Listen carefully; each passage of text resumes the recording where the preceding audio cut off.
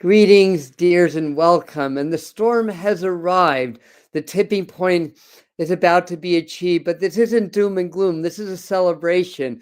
So we're going to dive into this new moon forecast. I've got or psychic forecast. I've got actually 8 points. I know in the description it said 5 things we need to know, but I came up with 8, and there's just so much going on, so much to talk about, and this truly is a remarkable new moon, and quite possibly the most powerful one of the whole decade. It's not an eclipse, but it's got a lot of aspects. Like everything is aspected, everything is shifting. So I've got a lot to talk about. When my glasses are on, that means I mean business. Plus, I can't see my notes. And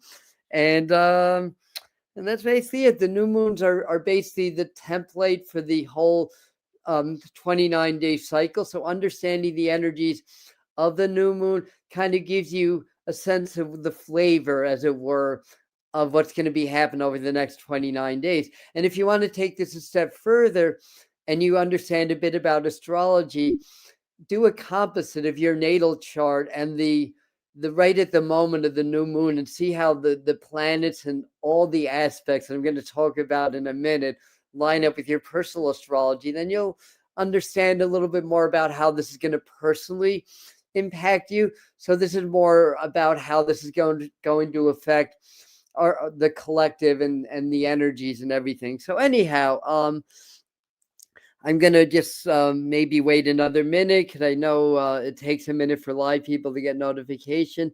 Hey Susan, welcome. Hi Felicia. Hey Josh. Hey Laura and Suzette. Yay, and Catherine and Kathleen and Deborah. And that's it. So we're just getting started. Hello, Maestri. Welcome.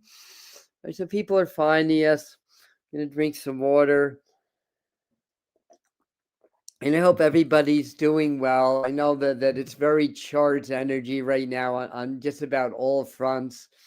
You know, my first piece of advice. On that note, as part of this new moon psychic forecast, I have some spiritual suggestion of things to do with these energies. I've got divination cards, so we'll get spontaneous messages near the end also. So we got a lot to jump into, a lot to go over. And I think we've been on over a couple of minutes. I think it's time to get going. So let me dive into these notes. So the new moon is on the 18th, pretty much the whole globe, because I don't think, I did write the time down, 2:52 p.m. here in the East Coast. So you have to really go like into a pretty far east, like in areas like the Far East, Australia. It's actually on the 19th, which is interesting because the 19th is a 111 day in numerology. But in Greenwich Mean Time, it's still the 18th anyway. So Sun will go into Aquarius on the 19th, and that's the 111 day. Now, it's 28 degrees Capricorn is when the new moon actually hits. 28 is a 1 in numerology. Capricorn is Saturn guided or influenced astrology, and it tends to bring its energies to the earth. So it's an earth sign, and again, it's about new beginnings, but just within I think 2 to 3 hours right after the moon will jump into Aquarius, and I've got more to say about that. So hello, Deborah and Joanna. Hi from New Jersey. Yeah, and if you're just coming in, if you're new and you want to say where in this big wide world you are tuning in from, let us know, and say hi, join the community. Hi, Angela. And anybody that I missed, I just missed you. So 28 degrees Capricorn, number 1 degree sign. Saturn rules sign. Sun influenced numerology. So you've got the sun, which is, the light. It's the creativity, because the sun created the earth and the solar system. And it's illumination. And a lot is going to be illuminated in this lunar cycle. So let's see. A couple of interesting tidbits. The sun goes into Aquarius on the 19th. The moon will go into Aquarius on the 18th, just a few hours after the new moon. Mercury goes into Aquarius on the 20th. Mars goes into Aquarius on the 23rd. So that's going to be all well, I'll say all 5 inner planets. I mean, I'm counting the sun and the moon. I guess that's 6 because the moon, sun, Mercury, Earth, Venus, and Mars. That's all 6. But of course, the sun and the moon aren't really planets. And of course, the Earth doesn't go into Aquarius, right? Because it's all, astrology is geocentric, but it's all going to be in alignment because it's it's the new moon, and a lot of these planets are in conjunction with the sun and the moon. And so anyway, so to have like Mars, Mercury, Venus, and what am I missing? Well, those 3 go into Aquarius within just a few days of the sun and the moon going to Aquarius. That happens. I did some rough statistics, given the orbital cycles of these, about roughly once every 75 years. That's going to happen. That's pretty rare. It's not unheard of. That's pretty rare. Hello, Karen. Hello, Chloe. And the Marie, welcome. So again, 28 degrees Capricorn, Saturn rules sign. So anyway, so let's go over some of these aspects. The lunar aspect, I didn't have enough room to write it down. It's like 2 pages of aspects that are going on, and I don't think I have all of these, but in any event, Mercury Mars conjunct, Mercury trines Uranus, Venus conjunct Pluto, Mars trines Uranus, Mars sextiles Saturn, Mars sextiles Neptune, because Saturn and Neptune are conjunct. Besides Jupiter, basically, which wasn't in opposition, but it's pulled off that, every other planet is in some kind of aspect, which is crazy. They're all aspected. What else we have? Sun, Moon, Mercury conjunct, both Venus and Mars, Sun, and Moon will conjunct Pluto. Pluto's at 3 degrees Aquarius currently. So as soon as these planets hit Aquarius, they all hit Pluto. And Uranus, that rules Aquarius, is in Taurus, but it's going to be going to Gemini, a little bit later on. And so you have all this Aquarian energy. So this is really like a big start of the Aquarius season. You have all this Aquarius energy, and then its ruling planet is in an Earth sign. It just backed into Taurus for a few months, but it's going to go back into Gemini. So it directs Uranus is about sudden change, evolution, revolution, surprises, sudden energies, explosiveness. So you bring all that energy into the Earth now. That spells like volcanoes, earthquakes, and stuff like that. So a lot of this changeable energy is going to be expressed that way. But I'll get into that in a minute. Do we drink a little bit more water?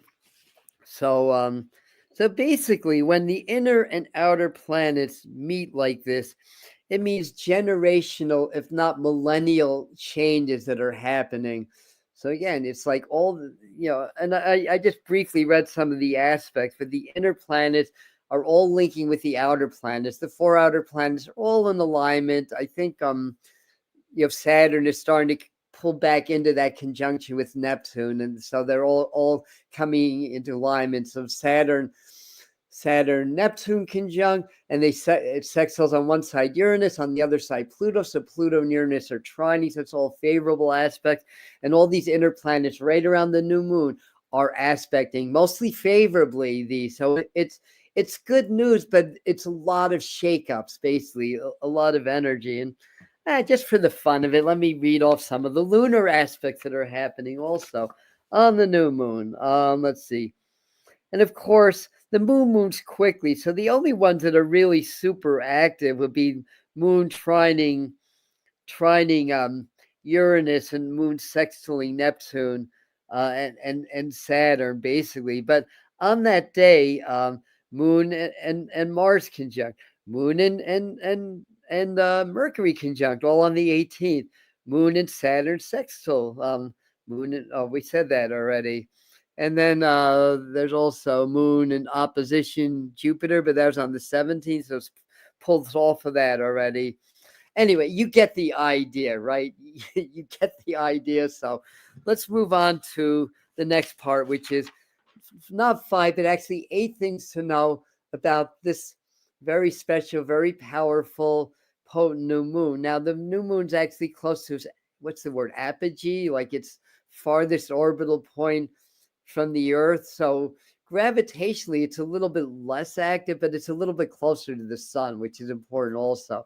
Just by, 100,000 miles or so. So it's kind of negligible, but it still makes a difference anyway.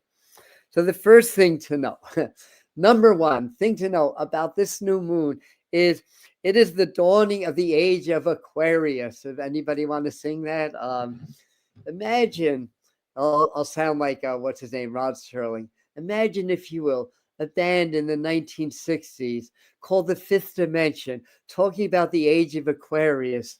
And now here we are, how many years later? What 60 years later or whatever. And a lot of people in the new earth, new age thinking talks about the new earth, talks about the age of Aquarius, talks about the fifth dimension and all that. So it's pretty amazing how ahead of their time a lot of these free thinkers of the 1960s were. And I think we're coming into that kind of revolutionary, evolutionary energy that's similar to that time. Of course, a lot more has happened. It's a much more of a complicated world now. But anyway, it's the dawning of the age of Aquarius. Period of mass awakenings begins, exponentially higher than the past. So the mass awakening, it's been going on. There's been, and we've talked about this many times, for the last 2 to even 3 years. 2024 was when I think I really started to key in on that we're coming into the heart of the earth changes. Well, this is really stepping into it now, basically. So period of mass awakening begins exponentially higher than the past. We enter the heart of the mass awakening. It still takes several years to unfold, but we're really stepping into the heart. Now, the 19th, when the sun goes into Aquarius, is at 111 day. The month is a 1. The day 19, 1 and 9 is 10. So 10 is a 1 in numerology, and 2026 is also 1 in numerology. That adds up to 3, so it's very expansive energy. Now, the 18th is a 20 day, I'm sorry, a 20 universal day that reduces to 2. 20 is the awakening in Chaldean numerology. That's the symbol. And in the tarot, it's the judgment card, which is awakening. That's one of the initiation, renewal. So this new moon is happening on a numerological day that favors an initiation of sorts, like a mass awakening. So we're going to see that really playing out in the next 28 days, and then that's going to really play out in the next years to come. But let me see, what else do we have? We see more signs than ever of mass awakening. We start to see it leaking out in politics and corporations. I've always been saying it, of the belief that within the infrastructure of geopolitics, there are plants, as it were. And when I talk about plants, I'm not talking about the negative kind. Of talking about ascended masters, star beings that are posing as humans, that are helping to create change from the inside out. So that's going on. Yes, the age of Aquarius, exactly. So that's pretty cool. So we see more signs than ever, and we see it in governments and institutions. So this is really one of the main things. So this is a good time, like around the new moon and the cycle, to work on your own personal awakening, because we're all connected. As enough individuals start to ascend, it creates a vibration in the collective that catalyzes the masses to ascend also. And when that happens, what goes on in the world can't happen anymore, because that's of the lower stratum, the lower vibration. It's not of the ascended vibration. The chaos is here to really clear all that out, so that we can come to that level of that energy. So new earth rising, that's really what this is. That's what the thumbnail for this video says, new earth rising. So this is really it. Out of the ashes of the chaos and the destruction, it's a phoenix experience. So the phoenix is going to be born or reborn around this time, and we're going to see a lot of signs of that. So that's what I have to say about that. Hello, Michael Marr. Welcome. So that's basically number one. New Earth rising into the dawning of the age of Aquarius. So what we say. Number two, the second thing we need to know is game over. And I'm not saying that in a negative way. It's game over for all the corruption, all the like the outdated financial system, for example, starts to get exposed. The systems of government, all that kind of stuff. Now, as a result, there could be some financial or government crashes leading into like a new birth and that, but that's not going to happen all in this month. But game over. That's just talking about the falling. Now, Capricorn rules governments and institutions. It's Saturn ruled astrology. It's an Earth sign, and it's really connected to the governments. Right? So new moon in Capricorn, I'm thinking of like that band Government Mule, but it's the mountain goat. It's not the mule, but the mule could be a symbol of the sign Capricorn also. Mountain goats are very sure-footed, right? They're very connected to the earth. And even when it's really rocky and hilly, they maintain that connection to the earth. They maintain their balance. So we have to really take the positive aspects of Capricorn into our heart as things get very, very rocky, to stay grounded. I've got a little bit more to say about that. So the new moon in Capricorn, ruling planet Saturn, is also happens to be trining Neptune. It's conjuncting Neptune, not trining. Yeah, Saturn and Neptune are conjunct. Error in my notes. Saturn is actually coming back into it. No, yeah, I have that right. So it's conjunct in Pisces. Neptune dominates that conjunction. Why is that? Because it's in Pisces, Neptune's ruling sign. So Neptune is about Neptune's about illusions, delusions, as well as spirituality, intuition. So really, that astrology helps to put a lens on the corruption, helps to expose things, and also exposes things in our personal lives and in our immediate communities, as well as the governments at large, basically. So new moon in Capricorn, ruling planet Saturn, is conjuncting Neptune, not trining, conjuncting, and Neptune dominates the trine. All right, so huge exposures like the Epsteins, like price gouging, money laundering, all the stuff that goes on in the world. This helps to expose the illusions, brings more spirituality. Uranus at 27 degrees Taurus also helps to bring disruptive, explosive changes, evolution into the Earth, Moon, all in that Earth sign. Well, not the Earth, but the Sun and the Moon. Is going to be at 28 degrees of Capricorn right at the new moon, because the new moon is a Sun Moon conjunction. And so a lot of that kind of energy. So this and all other aspects means agendas can't hide the way they used to.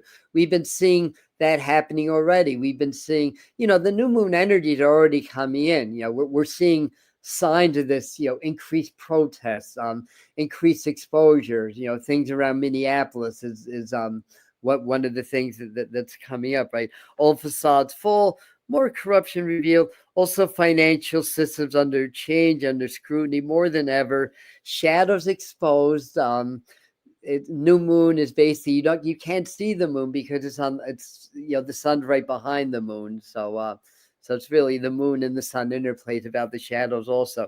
Phonies exposed, shakeups in social media begin, as well as AI. New regulations were proposed to stop the abuse of AI and social media and things of that nature. So a lot of exposure, basically. So it's game over for the globalists, although they'll fight to the bitter end, but so much is getting exposed, and that's just going to exponentially increase. It's almost like taking a magnifying glass to what's already happening and really putting that lens on and really scrutinizing things. Some might say that those that try to conceal things and cover it up just can't run and hide, basically. That's the bottom line. So number two, continue. Banks, financial systems can be volatile. Closing. How about silver, huh? What did they? What was the latest thing? I think they stopped. the sale of collectors, like silver coins and stuff like that. So it's really a lot of the price gouging and the manipulation of markets, which includes the metal markets. It's really, there's a lot of desperation. So we really like see more and more of that coming up as well. Last I checked, though, it was 88. Was I 22? Oh, my investment is quadrupled.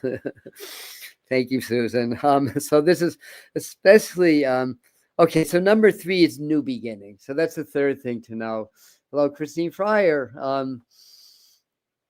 And all new moons are new beginnings because it starts a cycle, right? This is especially significant with all 5 inner planets moving to Aquarius. So from the sun, moon, I'm considering they're planets, even though they're not. Mercury, Venus, and Mars all going into Aquarius. So Aquarius season happens all at once. It starts all at once.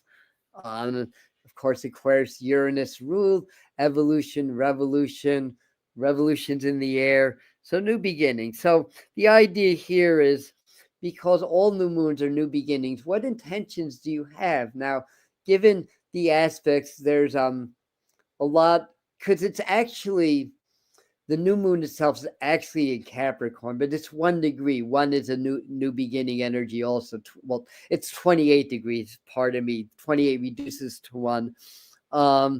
So we have that, but it's directed into the earth, right? So this could be about our money, about our security, about our jobs, businesses.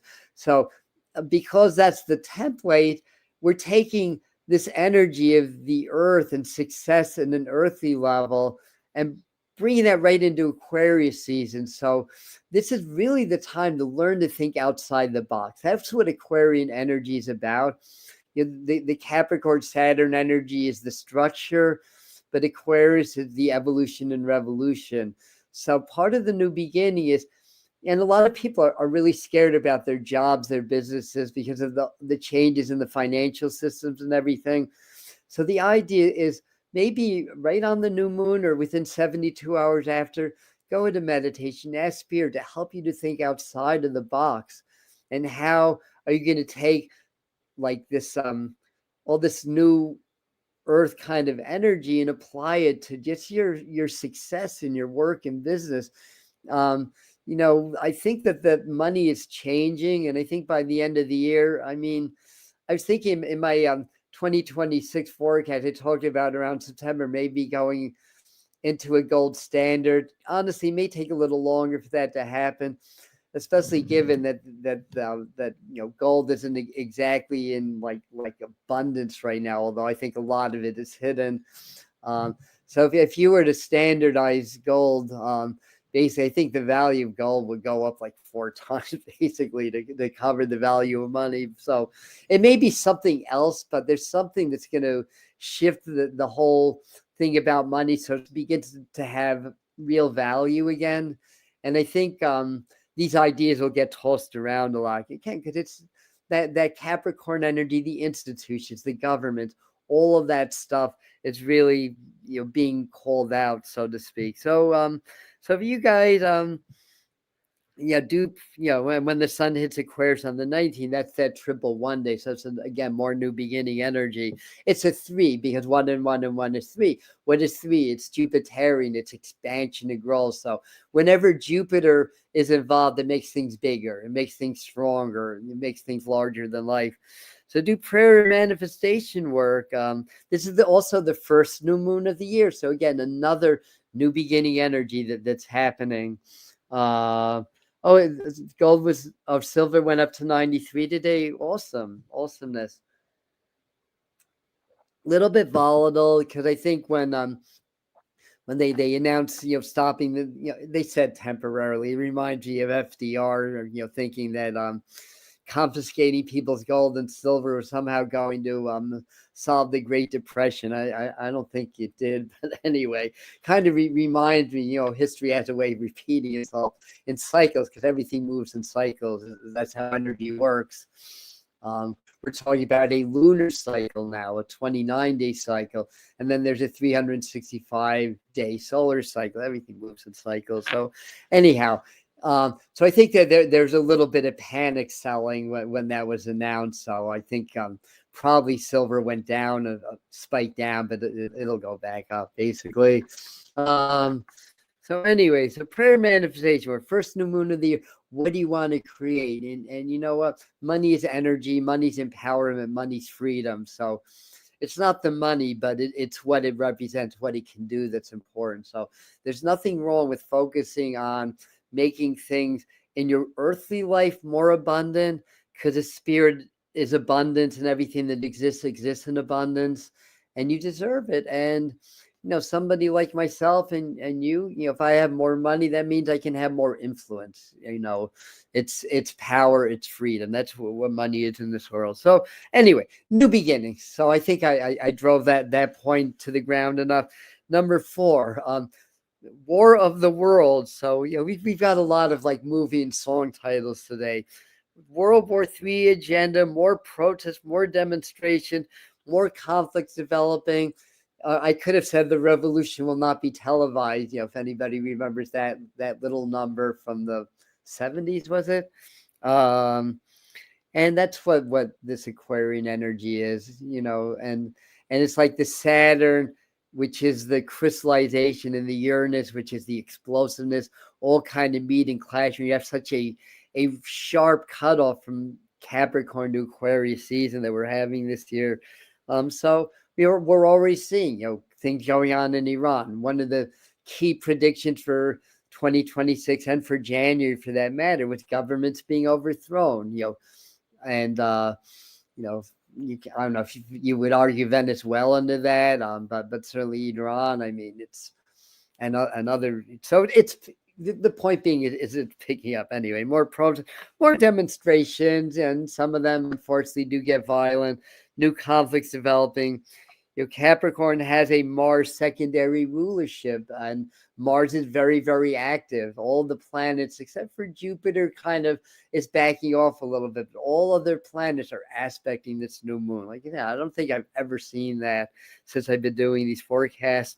So Mars is like a secondary rulership, or I think Mars is exalted in the sign Capricorn, not its rulership. I have to go back in my basic astrology because Mars is a secondary rulership of Scorpio, not Capricorn. And anyway, but it has there's a Mars resonance with Capricorn anyway, and it's heavily aspected. It's a evolutionary energy, right? So I think we got that.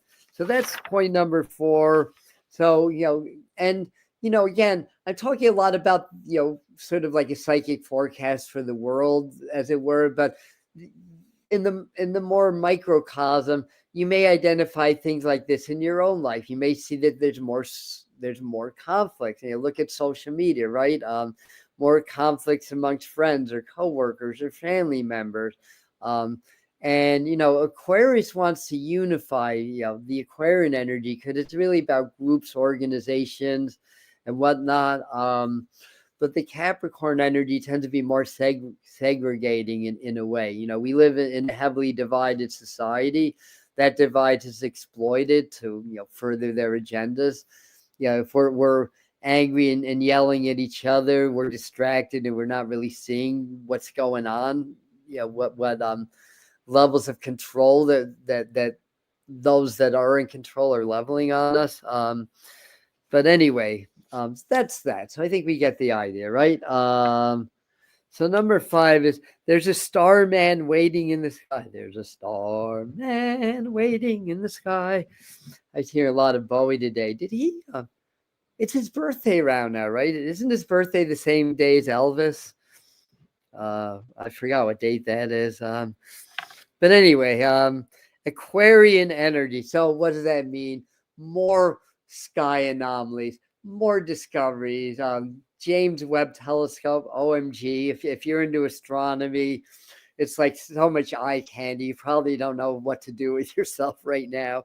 There's probably going to be more interstellar objects identified. There have been 3 so far, but there's been a lot more interstellar objects. We just are only aware of 3. And new extraterrestrial ET evidence, disclosures, discoveries, technology development, scientific development. Aquarius can be very scientific energy, very much, again, it's evolutionary. And part of our evolution is understanding more about science, technology, and everything. Of course, that creates some conflicts too. But that's beside the point. But I think there's going to be a big period for more disclosures around the star beings that have been here for a very long time. I mean, I know nobody that follows this channel would debate this. And I don't think anybody that really what's the right word? Anybody who's a critical thinker would deny that there's life elsewhere. I mean, there's literally probably what's the next number after trillion? Gazillions. There's literally gazillions of stars, and this is the only one that's going to have this is the only planet that's going to have life. But we're understanding more and more that we're a partially seeded species. And I think more and more of that's going to be known. And a lot of the discoveries are going to be in the earth, more pyramids being discovered, which we predicted, by the way. I mean, a lot of psychics did, so it's not a big deal, but it's happening. And more to be discovered, more underground cities, more evidence of societies that existed and got leveled. So I've been saying for 5.5 years here in the channel, that's how old this channel is, from day one, that human evolution is not linear, it's cyclical, it's circular. We evolve, and then something happens, and then we have to start over. Everything goes in cycles and waves. And I think as they discover more through better sensing devices, so more than Google Earth, even better ability to see things underneath the ocean and stuff like that, they're going to start to realize more and more that very advanced civilizations may have existed 20, 30, 40, 50,000 years ago. I mean, according to what's known, modern humans only about 200,000 years old. So we're a new species if that theory is correct.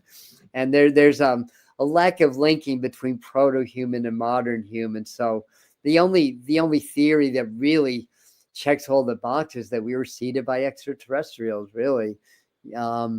And it makes a lot of sense if you really dig into the science as well as the spirituality. That, for me, it makes a lot of sense. So in any event, so expect there be more discoveries, amazing ones, more. And I think February, that's the month I was getting. I mean, timing in psychic predictions doesn't always happen in a linear sense. It may be a little bit later. I think if not February, certainly by April. But I think there's going to be some announcements of some level of disclosure, whether that's something through the UN or the US government or wherever it is. More than Joe Rogan, to be clear about that. And I think more of us are going to be talking to our star guides, our ascended masters. More people are going to be contacted through dreams telepathically or have literal visits. And it's just increasing exponentially. It's just part of the mass awakening, the evolution that's happening. So that's number 5. There's a starman waiting in the sky. So there's more. There's actually 8 today. Not 5, but 8. Where's that? Number 4. Oh, okay. Number 6. So I feel the earth move under my feet. Remember that song? Solar activity is about to increase. There's something called, what's it called? The Reynard?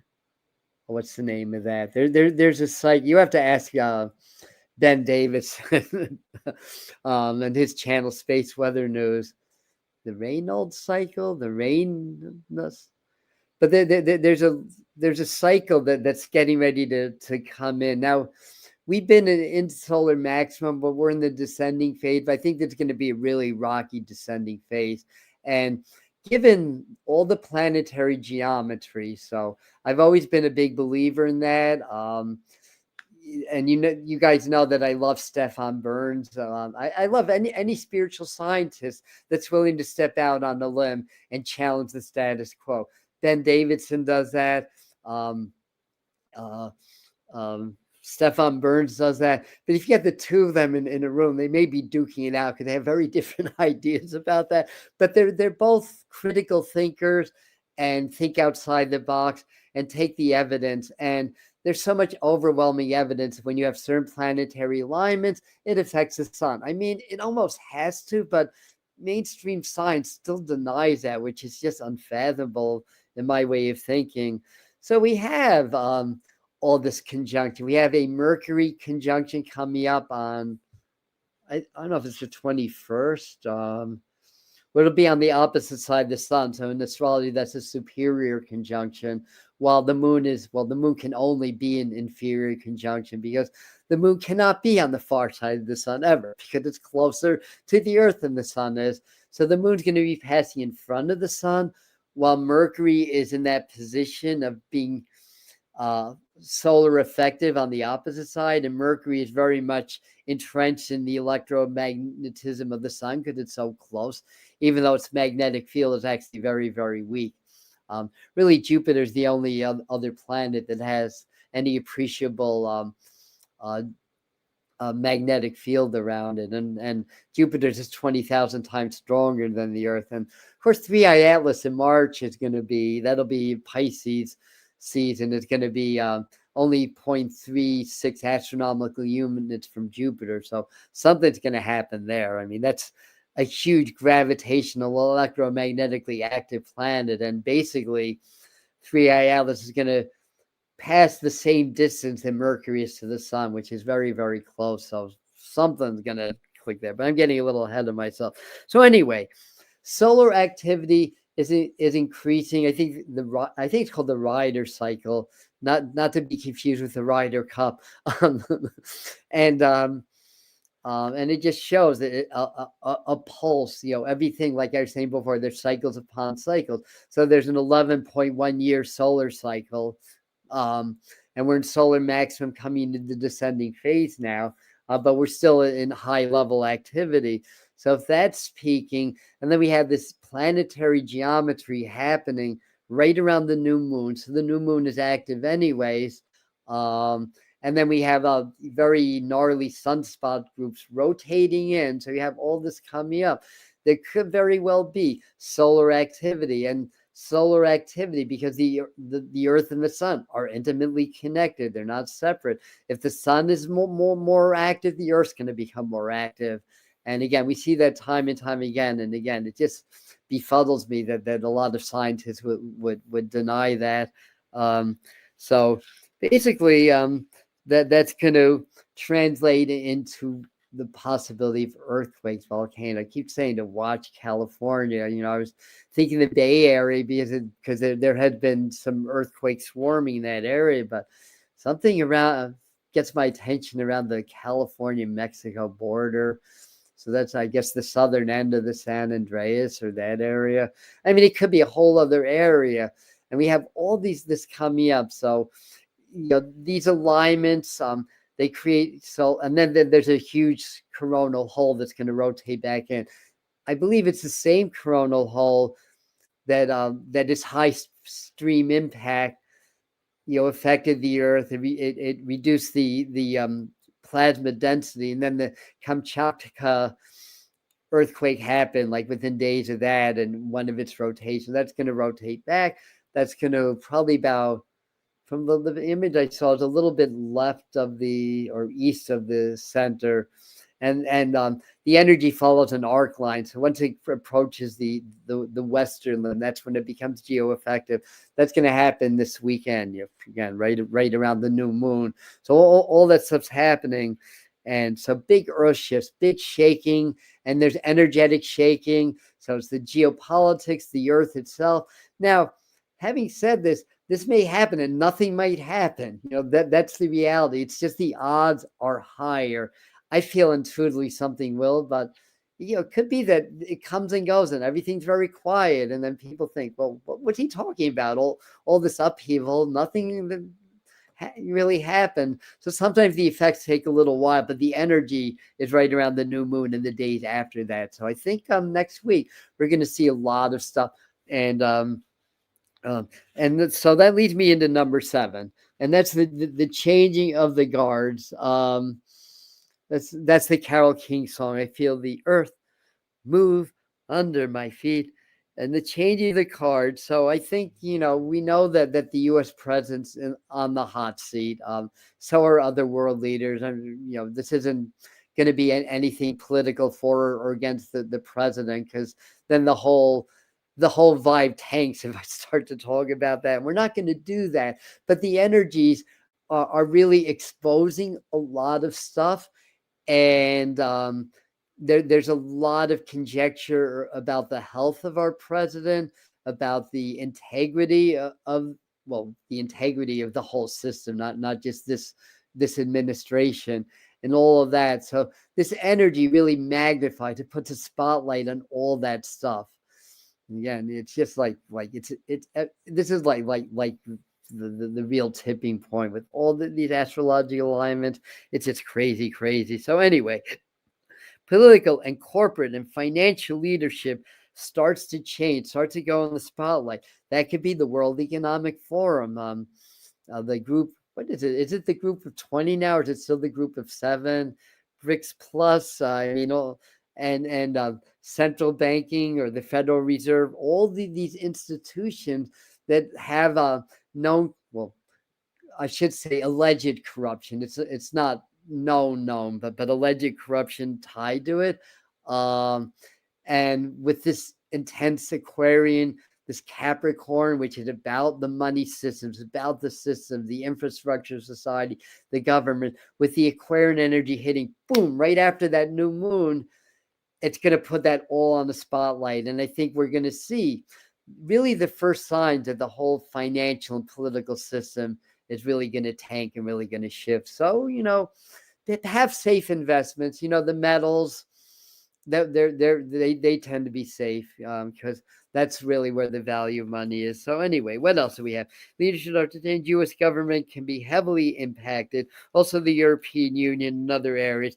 The chaos, abuse of power is happening because the energy of change exaggerates everything, and the energy and it's not just this new moon. We've been talking about this other new moons that there was a similar vibe. It's really hitting a crescendo in this new moon, and and it really exaggerates the energy. So everything of everything, but it brings global leadership and problems really in our face, basically.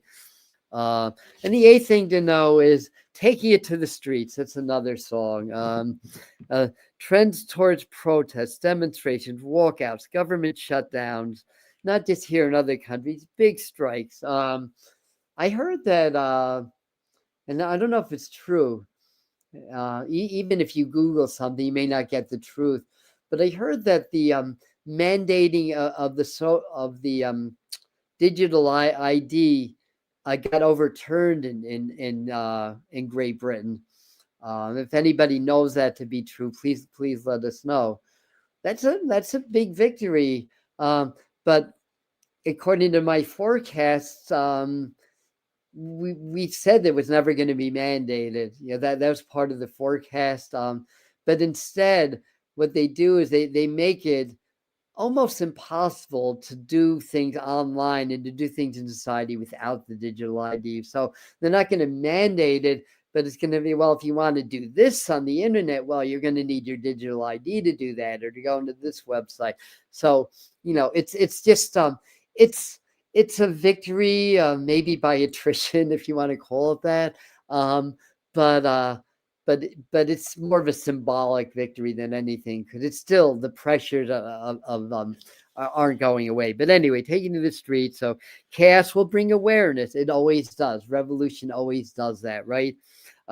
History moves in cycles. It tends to repeat itself also.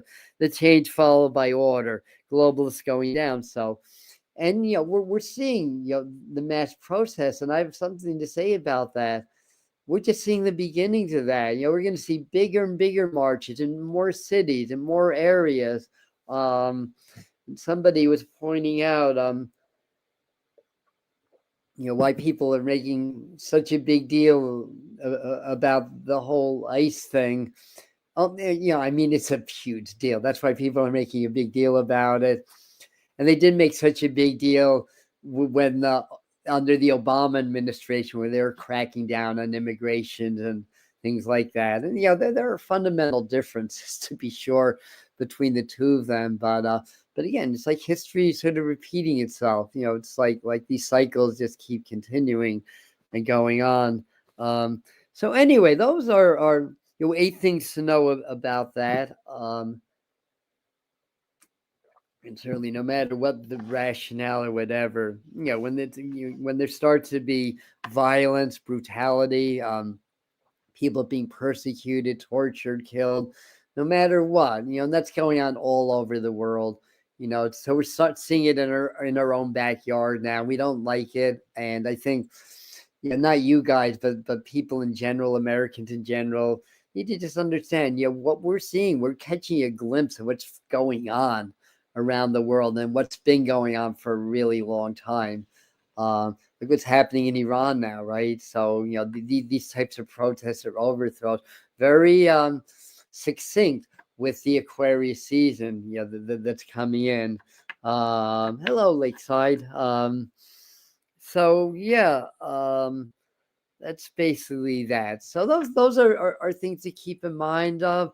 So that's I think what we're gonna see. So we may get a lot of revolutionary civil unrest, all that kind of stuff. It's funny, they're showing me a prison break now.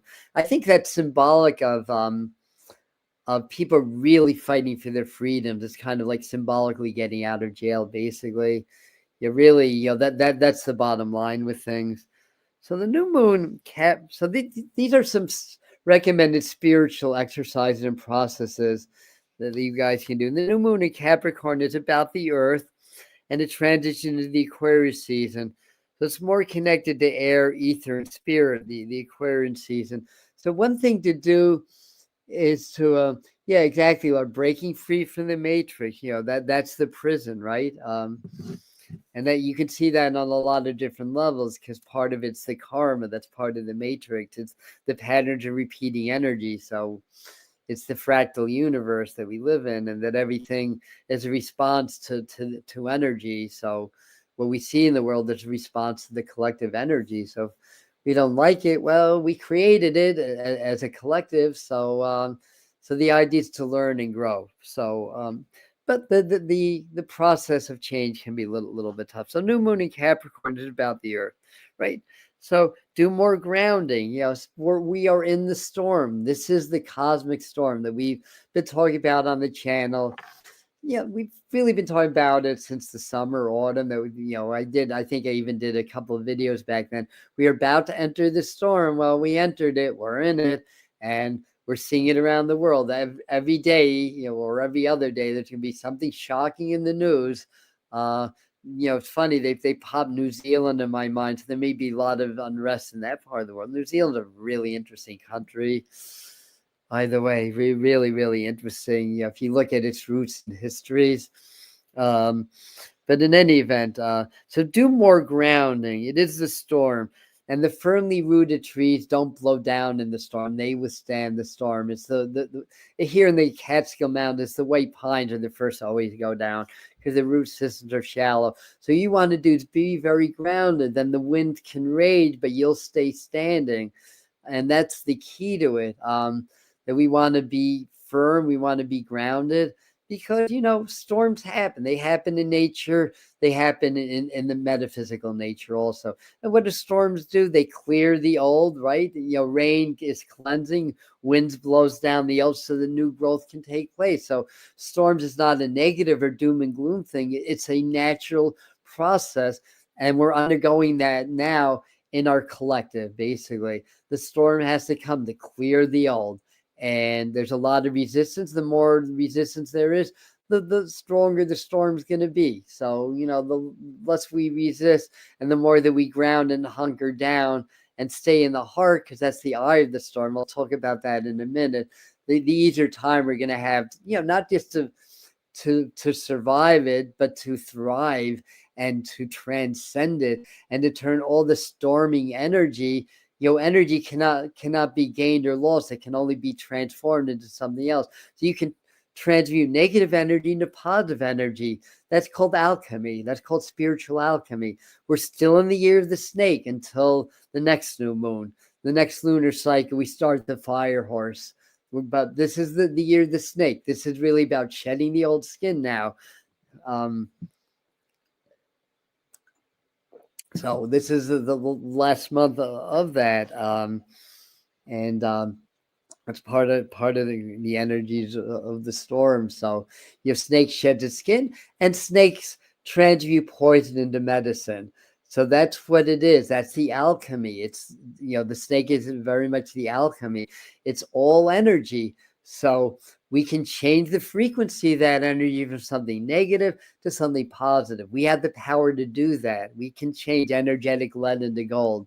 And it's through our intention, through our vibration and will. So we want to be stronger energetically. We don't want to allow ourselves to be energetically suppressed by what's going on, like what's the right word? Condensing or shrinking our energies because we're scared of what's going to happen. We want to do just the opposite and become larger, become grander, become stronger. And then we have more of an influence of what's going on in the collective, in the world around us. So a lot of you guys that popped in late, you know the drill. There's a lot that you missed, and it's all recorded right on YouTube. So do more grounding. Grounding breaths, doing rooting, doing earthing exercises, bare feet, visualizing the earth tree, like make like a tree and root. And leaf also. Make like a tree and root, make like a tree and leaf. So in my mind, what am I? An elm, an oak, a maple, sassafras, whatever tree you are. Ironwood, that's what we need to be, ironwood right now. I just visualize my body to my trunk. Out of my crown come the branches. The branches go all the way up to infinity, so it connects to heaven. But my roots go deep into the earth. And then when I inhale from the earth, circulate in the body, exhale back into the earth. So get grounded, and the more grounded you are, then you can be empathic, but not be overwhelmed by what's going on in the world. And being an empath is a strength, but it can be a weakness. And a lot of empaths are not grounded for various reasons. So the more grounded you are, the more you can feel safe. So grounding, that's number one.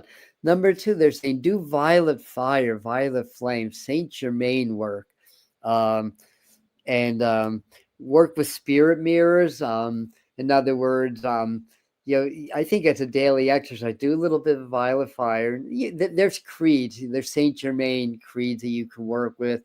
I work with. There's actually a brilliant meditation that I've actually kind of taken and made it my own in a way. But the original meditation was from Steve Noble on YouTube about the ultraviolet fire angelic transmission. I'm pretty sure it's still on YouTube, but that calls on these ultraviolet fire angelic beings that will help with to cultivate the violet flame, and that'll clear the negative. It's a very high vibration. It clears lower vibrations, and it raises your own vibration. So it helps to clear a lot of negativity. So, but there's other forms of violet fire, but it's powerful. And one time there's somebody who's a crazy ex-teacher of mine that liked to probe his students, and I felt his mind probing mine, and I just instinctively just visualized a lot of violet around me. And I physically saw his head snap back right when I did that. I became a believer in working with violet fire energy. And spear mirrors, it's just creating out mirrors that point outwards, that deflect all negative energy but allow positive energy. And it's all intention. And you can use visualization to strengthen those intentions. So you get very relaxed and meditative. When you're not in your thinking mind, you're more connected to spirit. So you're more connected to your ultimate power source. So when you're present and open, you set the intention, visualize a lot of silver around you, then in your mind, flip it. so that the silver's pointing outwards, it's shiny silver, and it deflects all the negative chaos and the control and the programming. And if it's almost like we're living in what, I don't know if it's the night of the living dead, but we're living this reality, and I just see it all the time because I'm not programmed. I learned how to counter conditions starting in the 80s, and it's like all these programmed people, it's almost like these zombies that are like trying to pull me into that energy, right? So it's like there's so many people that are programmed, the masters are programmed, that they're always going to try to pull us into that vibration one way or another in multiple ways. So this will help. And the other thing that'll help is a fire, a flame technique that I teach from time to time. You take a flame, kind of like this one here, and then you meditate with it and gaze in the middle, gaze at that bright spot in the middle of the flame. It's a focus gaze. Staring invokes effort. Gaze is much more of a relaxed. The words, because we're so indoctrinated into language. Words are a way that we get subconsciously programmed also. We can do that to ourselves. So if we're saying stare at the flame, you're not going to relax as much. But gaze at the flame is like, gaze is much more relaxed. So it's a focus gaze. And then I feel like I connect energetically with the flame. I kind of become one with it in a sense. And then in my mind, I step into the flame and I just see the flames around me. And what that does, it separates me from the collective. I mean, we're all connected, so that's not going to change. But if you do this, you can kind of go more into your own energy and kind of you withdraw a little bit from the energies of the collective, because like I said, most of them are programmed, and if you're not, then people just you draw a lot of negativity. People get jealous, you get envious. I mean, I noticed that in the 80s when I started to awaken, that so many people resented my freedom. And at that time, because I had the awakening or the shaking, but I didn't have the experience, so I didn't really have much to back it up. And my mind is like, you all can do what I'm doing. You can free yourselves too. So why the heck are you so jealous of me? Want to put me down and want to try to pull me into the whole control system? But anyway, there's a whole other story. And the other thing is, because it's a 1 vibration, it's 28 degrees, it's 1. It's the first new moon of the year, and all new moons about new beginning. Do some law of attraction work, but use the heart-brain coherence to that. Now, the heart is the eye of the storm. That's the place that you're safe. So if you do this work, if you do the heart work, no matter what's going on in the world, you're in this place of high vibration. You're in the eye of the storm, and the programming will not affect you. Hearts cannot be programmed. Only the subconscious mind can. Hearts know love. Hearts are the inward dwelling spirit. That's all the hearts really know. But, the hearts and the brains are connected. So as the brain gets programmed, then the heart gets compromised. And then we have a lot of negative emotions, a lot of negative reactions that should only happen when there's true survival, true threats to our survival. But anyway, maybe I'm explaining this a little bit too much, but just understand that the heart is the eye of the storm. And what is like in a hurricane, the eye is actually the lowest pressure of the whole storm. And it's actually because it's low pressure, it's drawing all that moisture of the ocean into it. And it's low pressure, so it's rising, and then it's being fanned out into the storm. So basically, the eye is where the power of the storm is generated. So when you're in the eye of the storm, you're not only safe because you're in that place of calm, but you're in that place that powers the whole darn thing to begin with. So in these times, heart-brain coherent or an equivalent practice, and I have plenty of videos on how to do that. I have a playlist on heart-brain coherence. I do it, and it's Josh. Somebody this morning actually was saying, that I look better, that my skin looks better, or whatever. And I think, I've been doubling down on doing my heart-brain work, so I think maybe that's starting to show. I mean, it also helps to slow down aging, because it's according to Joe Dispenza's, empirical data anyway. The practice increases telomerase. Telomerase. That's an enzyme in the body that helps protect the telomeres of the chromosome, and that's part of how we age. Is that as the cells divide, the telomeres shrink, basically. So there's science that proves that this makes you healthier. It helps to make you younger. It helps to increase your mental capacity, because the heart and the brain are really connected. They're two parts of the same, and the heart's stronger. The heart is the battery, right? The brain is the transmitter receiver of the heart's information. So when you apply that to law of attraction, well, if you hold an intention of what you desire in the future, that's the brain, right? That's your visualization, your affirmation, your intention, and you feel grateful for that. Well, that's the heart. The heart's magnetic, and magnetism is much stronger than gravity. So magnetism is very, very powerful force. The brain is electrical, so there's your electromagnetic energy right there. One without the other is incomplete. So the heart and the brain are actually, connected. It's a synergistic energy. They're two parts of the same system, but the programming of our society severs them. And when the heart and the brain get disconnected, we get disconnected from spirit and source. And then when we're disconnected from source, then we feel scared and vulnerable. We're easy to control and manipulate. It's just like when like baby kids, when the mother walks away, the kids start to flail because their mother, their source, went away from them. So anyway, when you do this work, it starts to reintegrate the heart and brain energy, and then you're not vulnerable anymore. And then your connection to spirit, your intuition, your ability to heal yourself, it helps awaken dormant DNA. It's really a crucial part of this whole awakening, and I still think it's going to be. I think it's a little bit undervalued in the spiritual movements now, but I don't think that's going to last for long.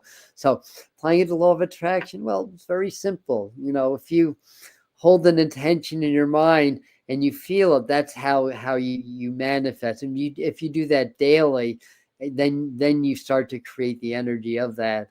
So you get very relaxed. So you're not in your thinking mind. You're connecting with spirit or the quantum field. And then my intention, my visualization, either I'm seeing it or I'm knowing it or feeling it or all of the above. And then I'm feeling grateful about it. Then the heart and the brain are blending. And if you do that each day, it's going to start to show up in your world. The physical world is very dense. The changes are instantaneous. The quantum, the energies change immediately when you do that. So through the power of repetition, it starts to affect your life and it starts to manifest. So apply that in whatever you do for law of attraction. Apply heart-brain coherence, and it's going to work for you. That's part of the missing link, I do believe, with that. So anyway, I know we've been on for a good while. Let's do a couple divination cards. Wanted and see if we can get a couple more quick messages before we call it a night or call it a day. So I've got my medicine cards here. So what totem animal will we be working with in this lunar cycle? That's the question for spirit. Oh, I feel like there's more cards. Probably in my room then. Anyway. Let me clear my mind a second and ask spirit to guide me. And the animal they guided me to is the lizard, the zard. The lizard. I mean, we're still in the year of the snake. I mean, that could be partly camel. Oh, thank you, Suzette. I love super stickers. They're pretty and they helps us sustain the channel. So thank you so much for that. But I don't. Did I bring the book with me or not? If not, I'm just going to have to use my intuition. Oh, I bought it. We got this not that long ago in tarot time, maybe last month. But I look at, the thing with the lizards is that like the chameleon, that they can blend in. There we go, lizard, according to the book. Dreaming. Oh, I like that, dreaming. Lizard, will you dream with me, travel across the stars, beyond the place of time and space? Their live visions from afar. Now, I've been dreaming a lot, and I've went through many years where I'd only remember dreams occasionally. I remember my dreams every night, and I'm active in my dreams, and I'm lucid in my dreams. And I think we're doing a lot of dream work. So I think this is another exercise that Spirit is giving us to be more aware of your dreams, practice conscious or lucid dreaming, write your dreams down in the morning, because there's different levels of dream, but a lot of it is your inner self or subconscious trying to speak to you, but also spirit or your loved ones can talk you through your dreams also. So work on dreaming as well. And I think a lot of us are going to be having lucid dreams. Yes, it's a 9 because it's 36 in the medicine card. So yeah, it's a 9. 9's about completing a cycle also. So then we have the lizard energy. I have the Starseed Oracle. Let's do a Starseed Oracle card, because we're all Starseeds. And this is the time of more people recognizing what their Starseed origins are. Some people are brand new Starseeds, so if that's you came directly. You're not really human, but you came into a human experience and you're learning and growing. Now, I have somewhat much past life stuff and recall and things actually that I visions of. I went back in history books and validated that it's true. So that's interesting when you can actually get the validation. That makes me feel like that I'm an old soul starseed, that I've been through this whole cycle. And I think a lot of you are the same also, that you're learning now what you used to teach at another time. So so there's 38. That's my life path number, 38. We got a twofer, but this is the main one. And the main one says the seeds of Mintaka, seeing potential, bring consciousness to light. And this is what the card looks like, which is a little bit hard to see. Yes, it's. I know there's low power. My Mac's about to fall asleep, so I'll try to get through this quickly. So you may get your own messages through the images, but I think this is really seeing through the veils and being able to experience multidimensionality and being able to be in the physical, but be able to sense or see like other dimensional realities that are interacting with this one. And you can get that in dreams also. So it all really connects in that way. Seeing potential, bringing unconscious to light. That's the idea. We want to, when we start to shine the light of awareness in the subconscious, which is our shadows, then they cease to be shadows. You bring subconscious to conscious, and that's how we ascend, and that's how we break free of the programming, you break free to the ties that we have, the unhealthy ties to society, basically. And the other card was a new earth, of course. And it's happening. Keep holding the vision. So I think that's just a reminder to let us know it is happening. Yeah, Karen. Not everything, but just specific events. Like I went back to another lifetime, and I was standing. An example is I was standing during a blizzard in New York City in 82 or 83. And they're standing in Stuyvesant town. And in the vision, I was actually standing right on the water's edge. And I was having a vision of having a vision, which is kind of cool. So I had the vision of being Native American and having a vision on the very rich and fertile Manhattan Island, these huge edifices in this island that was nothing but woods, basically, and that was cultivated also because it's right at the Hudson Delta. So it's very, very rich. So I did some checking and went in some maps, and I found out that that's where we're standing is right where the landfill started. So before Stuytown was there, that's where the shore would have been. That's just one example that comes up in my mind. You also got other things of being in a certain place and knowing who settled there before I knew historically. So yeah, and it's nice to get that kind of validation. So before, did I bring? All right. I didn't bring the sacred geometry deck, so I guess I wasn't supposed to use that today. It's just crazy because I got the box. Where are the freaking cards? All right. Spirit's hiding them on me, so I guess I'm not doing sacred geometry deck today, which is weird. I'll find them right when I'm done. But I do have another a Kyle Gray message for the 22 Archangels Oracle. So let's try to get this done quickly before I lose the computer. And we got Hope. And there's actually two that came out. Daniel, divine discernment, trust the message within. You are divinely guided. But this was the main one, Hope, authentic reclamation. It's time to call back all the lost parts of yourself. So do some shadow integration work, some soul retrieval work, because this is the time to really be whole now.